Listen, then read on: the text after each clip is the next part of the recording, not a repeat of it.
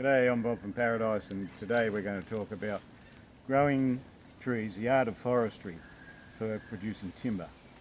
So here we have a couple of native rainforest trees, black beam. Mostly you can talk in forestry, you can talk in terms of plantation or more extensive natural areas, production of natural areas. Now, when you talk about forestry, you're talking about growing trees to produce timber. That's their main use. And in most of the states, or all the states of Australia, areas have been dedicated as state forests just for that purpose. But there's also private areas and government plantations. Some of them have been privatised to produce timber. Now, I'll explain to you how you manage a forest area for timber production in a minute. But so what we're doing is producing timber for our houses and other construction. It's a scarce resource, and when you manage a forest for timber, you can also have other uses. They call it multiple use. So you can have public recreation if it's a government-owned area, of course. The private people don't want everyone wandering around the area, but there are beautiful areas of state forest where you can drive and you can walk, and also where wildlife abounds. And if you look at the history of forestry production over the last 200 years in Australia, you'll see that a lot of these forests have been so well managed that they've been good enough, pristine enough still, to dedicate into national parks. So just we should remember that forestry isn't a destructive thing, as some people would like you to think. It's a productive thing. And so on a forest, you can manage a forest for production of timber, for wildlife management, for water conservation and public recreation.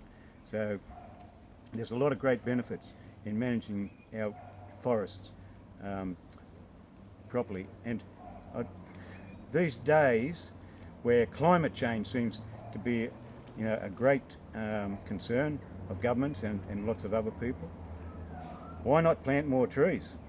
It's a pretty simple thing to do. It's not that simple. You've got to manage it and you've got to do it. But the fact is that trees suck in carbon dioxide, turn it into timber, and which you can either keep it in timber as the tree's growing. It keeps sucking in the carbon dioxide, producing oxygen into the atmosphere. And if you come and cut that tree out, you manage it so that younger trees are coming through and still producing. So as far as climate change is concerned, the best thing you can do is go out there planting trees. Now, why the hell governments these days are planting less trees is just amazing. Planting less trees than what we have in previous years. If you look at the last 20 years, the level of tree planting has gone down. Sure, there's been lots of U-boot schemes. Go and have a look at how many trees have actually survived, because they're not there as producing forests. Go and have a look how many surviving trees there are, and you'll be very disappointed at the results. So let's have a look now at a couple of other trees. We're just at home here, so we're not actually going out into a forest today. But let's have a look at another tree down here, and I'll tell you how forests are actually managed for timber production on a sustained yield basis. Let's go down here.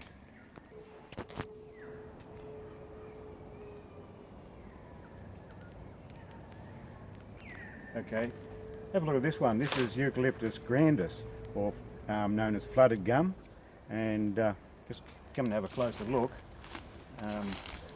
This is used worldwide actually in plantations in forestry, and in some countries, especially in South America, they've got the art perfected to a better degree than what we have here in Australia, where the homeland of Eucalyptus grandis, the flooded gum.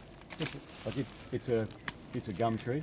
Now, for timber production, this particular tree I know we planted 20 years ago, So that's about as good a growth as you can get. Don't think you can grow them any faster, and people who tell you can harvest them for saw logs in 15 years or 10 years, it's just ridiculous. And even this one, you could saw this, produce sawn timber from this tree, but because it's so young, it would actually need treatment, kiln drying or air drying. But it needs special treatment because it's so young. If the tree was on a longer rotation, say 70 or 80, 90 or 100 years, then the timber would be more mature and doesn't need the same treatment that these young trees do. Now when you plant a forest, you plant them quite close together. Might be 3 metres apart, something like that. And gradually you thin them out. Now the ideal thing to do is to have a market for those thinnings. So you can cut out the trees and let these good ones, what we call the growers, let them keep growing, and gradually you might end up with 100 per hectare. I just forget the figures now that you might want to bring it back to, but that was if you're on a longer term rotation. You know, trees like this you could probably have one every 8 metres, something like that, 10 metres, and I'm not sure how many per hectare. That might be a couple of hundred per hectare. I'm not sure, but that's you gradually thin them out and let them get bigger. So often your final product is sawn timber for people's homes. Okay, how do we measure this tree here? I don't know what it is. It's probably half a cubic metre. I haven't done any measurements for a long time. But how do we do it? We measure at, they call it diameter at breast height. We put a tape around there and measure it. We get the bowl length of the tree and multiply that out. Estimate the diameter halfway up, and you know the old formula, pi r squared, area equals pi r squared, and multiplied by the length. So say this one's half a cubic metre, and say you've got 200 of these per hectare, that gives you 100 cubic metres of wood. So if you're building houses, that would build quite a few houses, and in the rotation you take out the thinnings, which can go into chipwood, which could go into a paper mill for manufacture of high quality paper, so which Australia's got a great shortage of, and we keep importing year after year from overseas. So, okay, with a plantation, you need to know how fast your forest is growing, so that you know how much timber you're going to produce and whether it's economical. After all, you've got to outlay money at the start, and you've got quite a long rotation, so you've got to work out whether it's a viable proposition. So the worse the land you plant your forest on, the slower the growth rates are going to be. You can't just go to a really good growth area like here and say, oh, everything's going to grow that fast, because it's not. Okay, so to work out how fast the area is growing, we put in growth plots. Like that might be a 20 metre circular. Put them in different spots through the forest, randomly located, and it might be a 20 metre circumference, and every tree within that circumference you put a mark around here, and every couple of years you come back and measure it and see how much the trees have grown, and you can then work out how many cubic metres per hectare per annum your forest is growing at. So that's the way you measure a plantation forestry. In